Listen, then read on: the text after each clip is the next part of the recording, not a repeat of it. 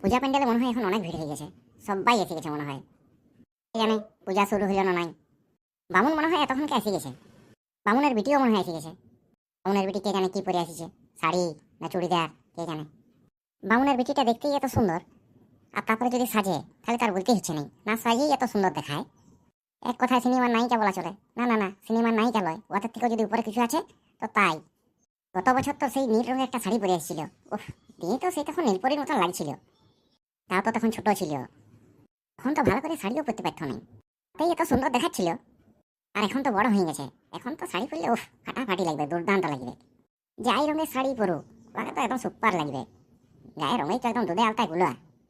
লাল পরলে লাল পরি, হলুদ পরলে হলুদ পরি, আর নীল পরলে নীল পরি, সে ও যাই পড়ুক ওকে পরিয়েই লাগবে।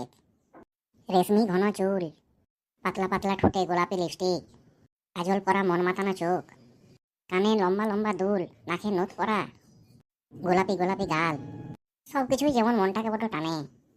গত বছর আর চোখে তাকাচ্ছিল তো আমার দিকে, মনে হয় আমাকে পছন্দ আছে এবার। এবারে পুরো সেট হয়ে যেত। সেবারে যদি সাহস করে একটু চোখটা মারিয়ে দিতাম তাহলে ভালো করতাম। কি করে জানবো যে পরের বছর আমি আসতে পারবো না, আমার কোমর ভাঙবে? তাহলে তো চোখটা তখনই মারিয়ে দিতাম।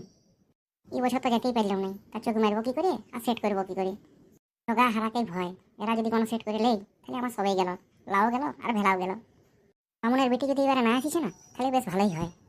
বামুনের বেটি যেমন এবারে নাই আসে, বামুনের বেটিরও যদি শরীর তরি খারাপ হয়েছে তো ভালোই হয়, কমসে কম আসতে তো পারবে নাই। ভগবান আমাকে এইটুকু দয়া করো, কমসে কম এইটুকু উপকার করিয়ে দাও।